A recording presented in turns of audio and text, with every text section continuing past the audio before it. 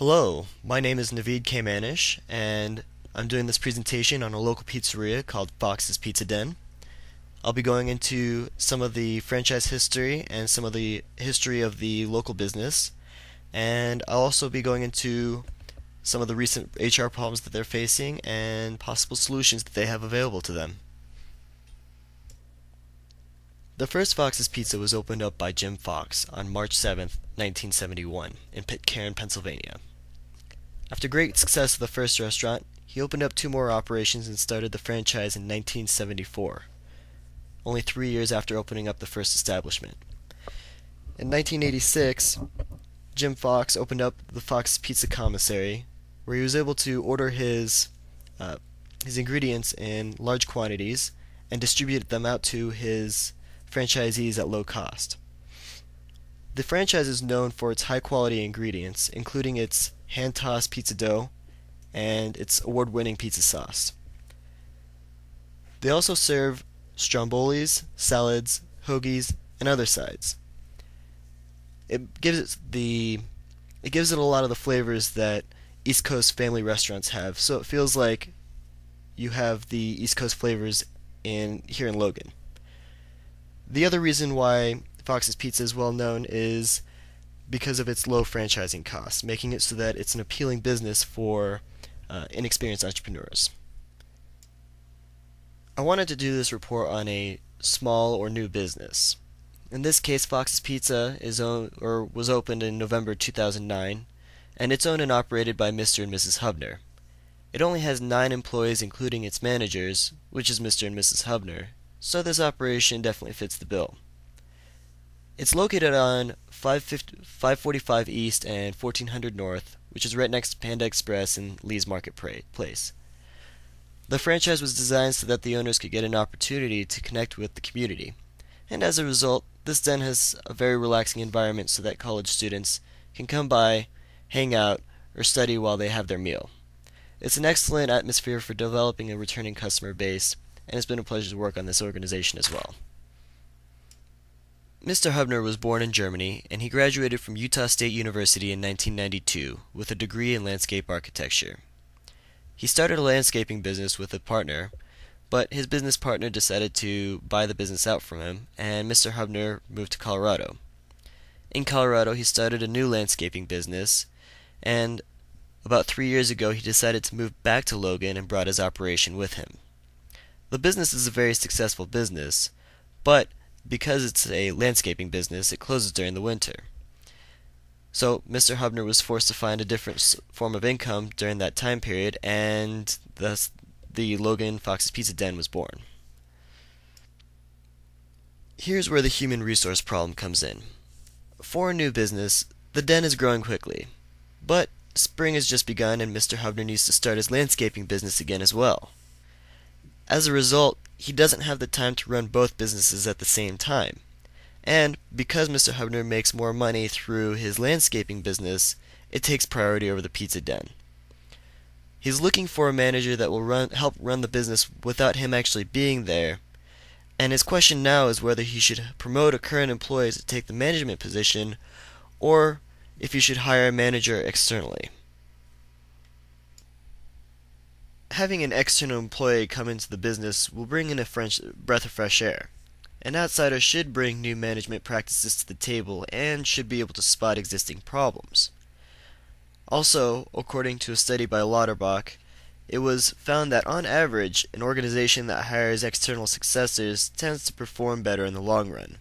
This is probably because the applicant pool isn't as large when you're limiting yourself to the employees that work within your organization. Now, some of the possible cons are that Mr.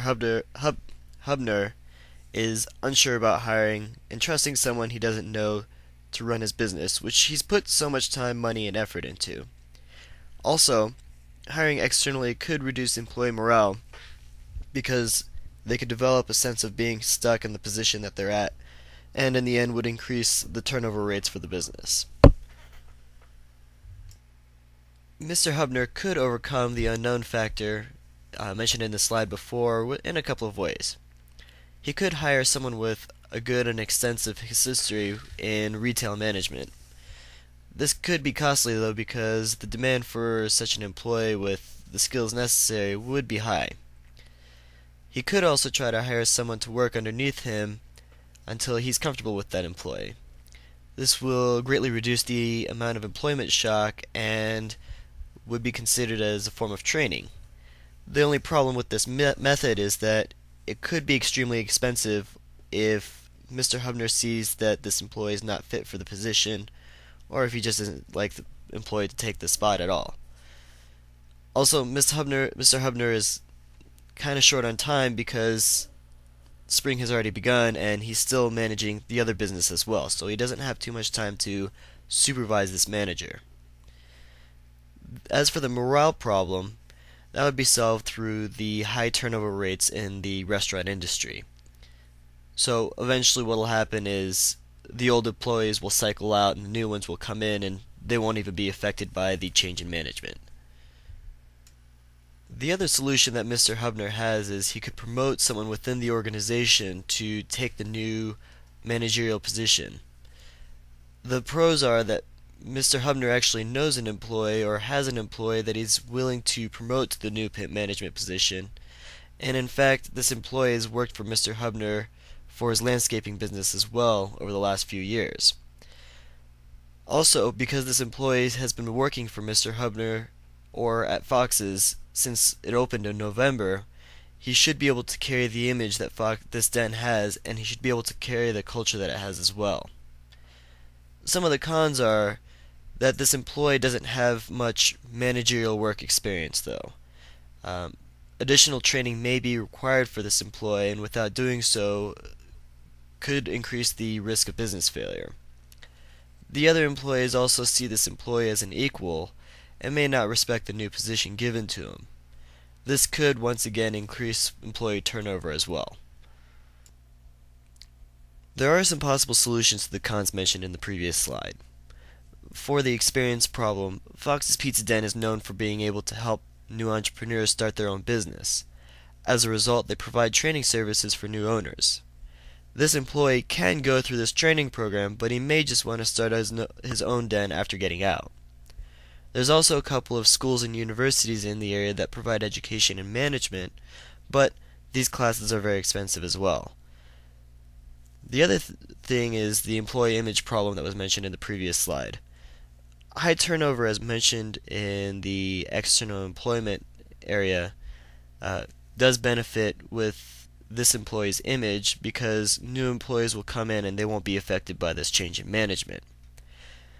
To go with that, the way that the economy is right now, filling the position or any lost positions wouldn't be difficult, but training new employees would still be costly. The conclusion is that both are viable solutions. Mr. Hubner prefers hiring internally because his current employee has been working with him for an extended period of time. One of the greatest obstacles that business owners face is succession management and letting their business become self-sustainable. The fact that Fox's Pizza Den is able to do this within the first year of opening is incredible and will provide Mr. Hubner with opportunities to open up additional operations in the future.